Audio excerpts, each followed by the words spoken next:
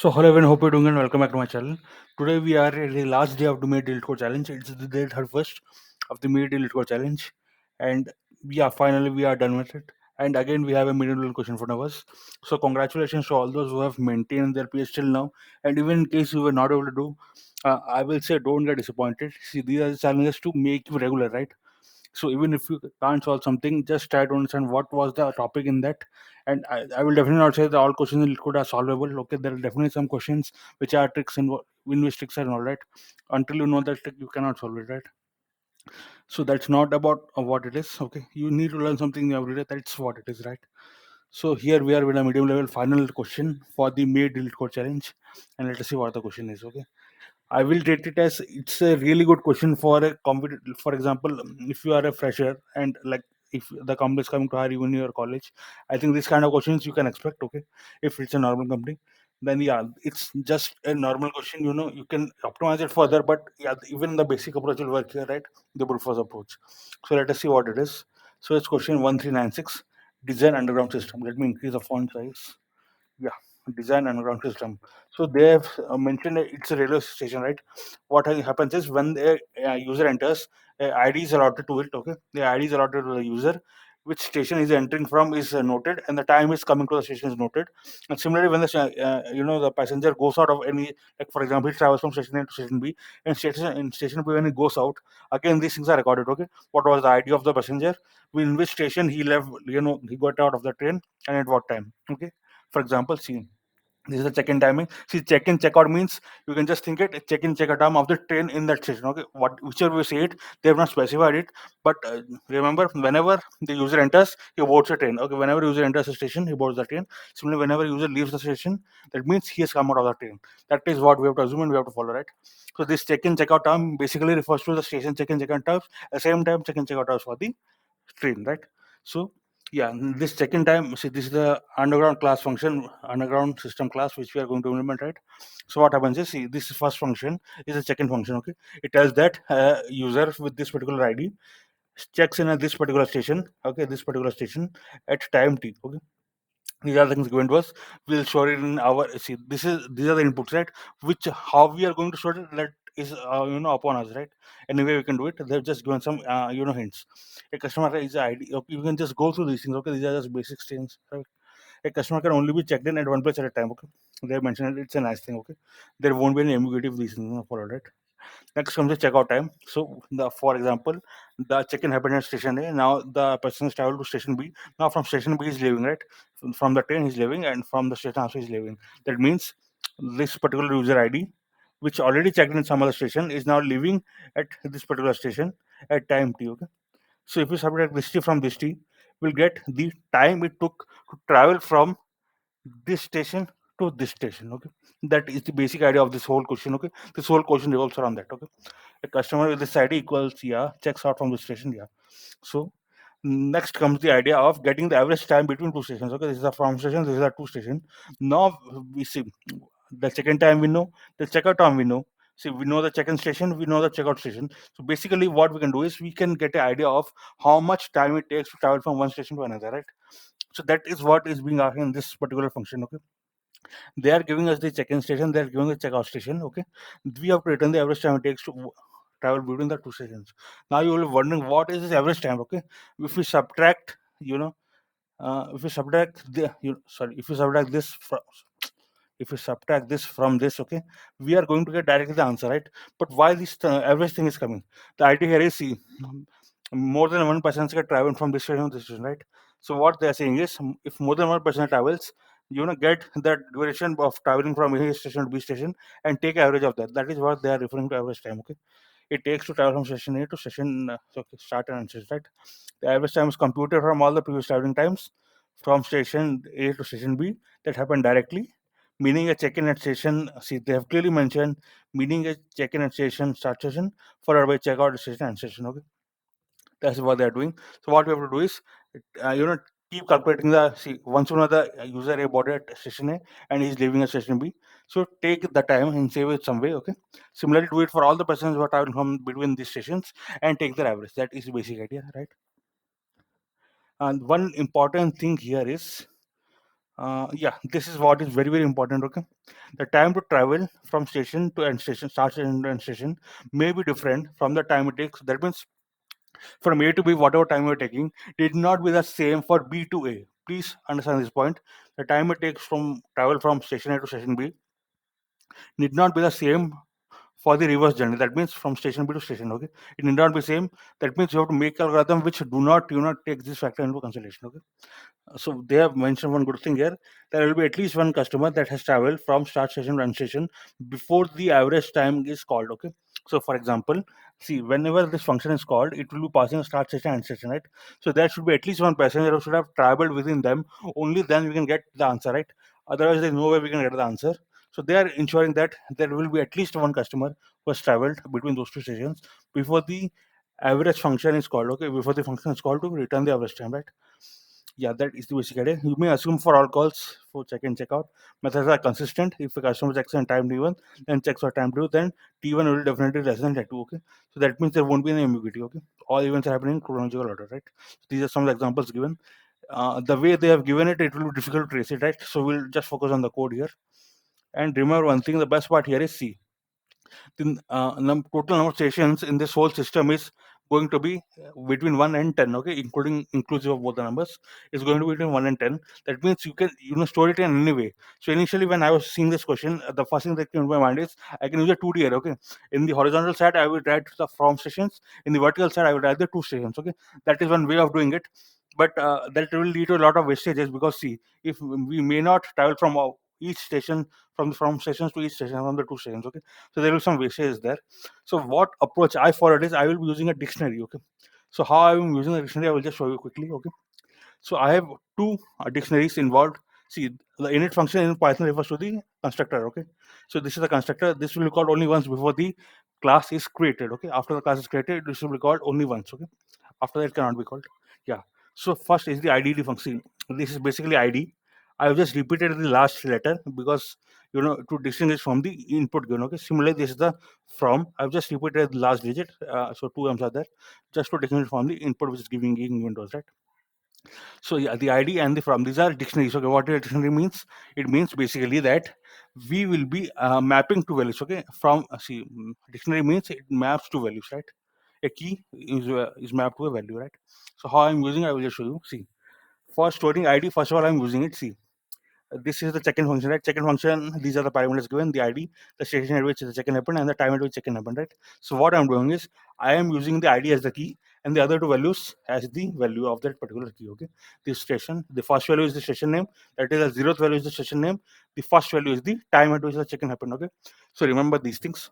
Next I will be using them very frequently, for example like this. Okay, you should be able to follow what we are doing. Okay, the 0th value is the station name, the first value is the time, right? Now comes the checkout function. See, remember, whenever the checkout happens, this is the area where we have to calculate we should be storing the time between the stations. Only then we can get the average, right? So all calculation basically happens in this particular function. Okay. So what it is, let us see. Okay. So first of all, because the ID is already given and I know that this person, see, this is a checkout function, right? I definitely know that this person is definitely checked in some other station, right? So first of all, I am trying to get those informations out. Okay, so what I'm doing is I'm just going to the ID and getting the 0th and the first value of it. Okay, what are the 0th and first value? These are the values. Okay, at which the first value is the 0th value is the station at which the check-in happened. The first value is the the time at which the check-in happened. Okay, so I'm showing it as from station and the from time. Okay, so these are the values. Now see, this is the second dictionary which you are going to use now. Okay, so I am checking if my from station is in the second, this particular dictionary. Okay, so what we're doing is for every from station, see, for example, station A, from station A you can go to station B, station C, like that. Okay, so what I'm doing is this is how I'm doing. So I am using the from station as the key. Okay, from station will be used as the key. Okay, if the station is present in this or not. Okay, this is a dictionary. So initially this won't be present, so we will come to this particular case. What is happening, please see the inputs very carefully, how they are mapped, otherwise this will be tough for you to understand. Okay, so what I'm doing is I am using the from station as a key. Okay, I am, see, the from station is the key, the value is another dictionary, the value is another dictionary. Okay, in the dictionary, what is the key? The key is the to station. Okay, see, from station is the key, the value is a dictionary. Dictionary means it will again have a key value pair in the in that particular dictionary, which is a sorry, the value. Basically what we are having is, see, this is a dictionary, okay, this whole thing is a dictionary, and this is one of the pairs which is stored in the dictionary, okay. So this is the this is the key, and this is the value, okay. So we are storing the two station as the dictionary. See, this station and what is given is the two station, okay, from station to station, okay. So this is the two station, okay.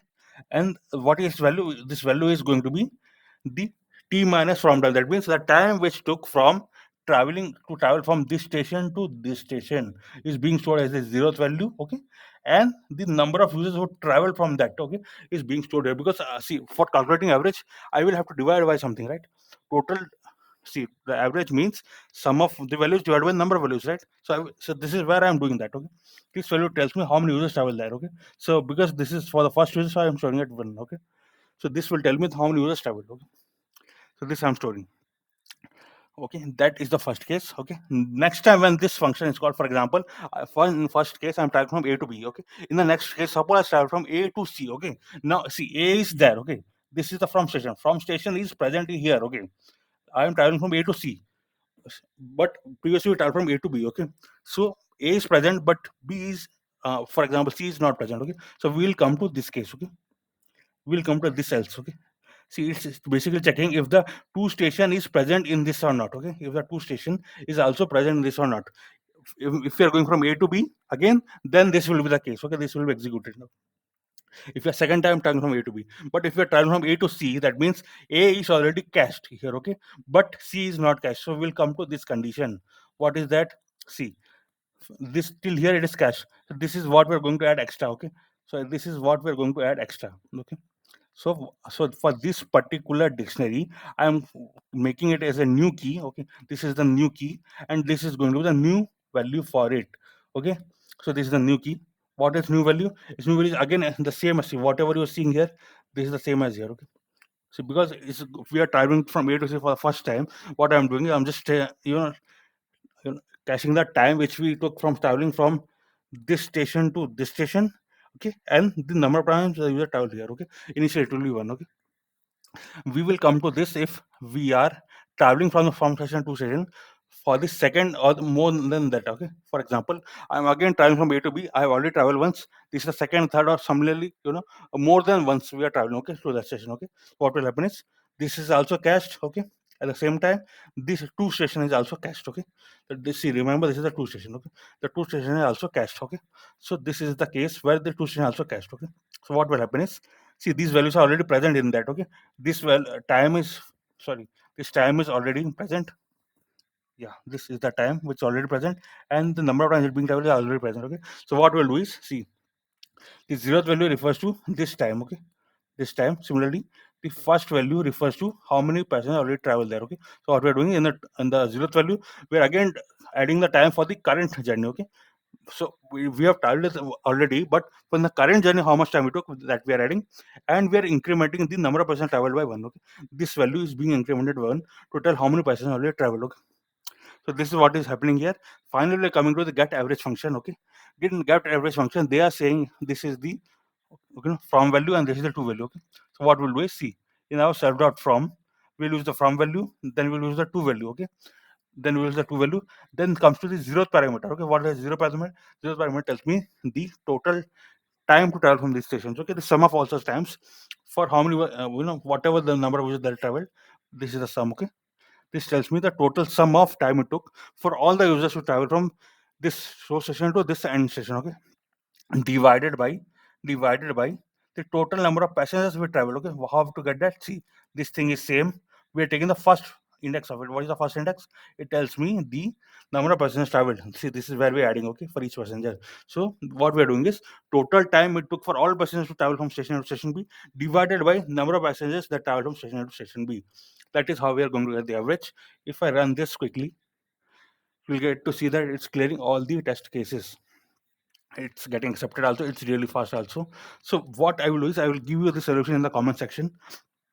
See, I included every point which is needed for you to understand this, but maybe like I understand that if you're seeing this for the first time, you may not be able to understand. You will need to do some digging in you to get to understand this code. I'll give this in the comment section. Take it, paste it in your editor, try to understand it, try to make some print statements to understand how it works, and yeah, then you can get used to it. So this is basically shows how much skills you have based for using this particular data structure. Okay, if you are understanding this particular solution, then you will definitely have an edge over others if when it comes to using the dictionaries. Okay, there are many ways of doing it. As I said initially, you can do it using a 2D array also, but that will not be a optimized approach.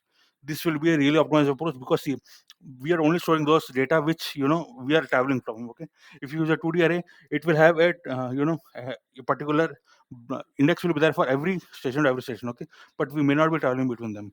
So that is the basic idea. There will be some wastage in that, but in this case there won't be any wastages. Okay, so yeah, friends, that was all for today. If you have a better approach, please do comment below. But remember, when it comes to such questions, where you can just see here there are only 10 stations here. Okay, there are just 10 stations, between which we are doing to do this whole thing. Okay, so you can use any brute force approach, and 2D arrays also you can use. But I feel this, yeah, you can see it's getting slightly complicated here.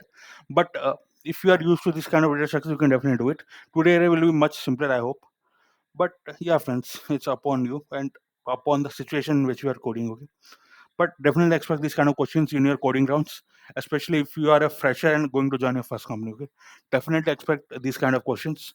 These are very very basic questions. At the same time, they test a lot of skills. Okay, they're easy to understand. At the same time, you need a lot of focus in your programming to get this corrected. Okay, to get this accepted. So yeah, friends, that was all for today. See you tomorrow. And congratulations once again. If you have tried your best, it never matters if you have solved all questions or not. But it does matter that whether you turned up for every question or not.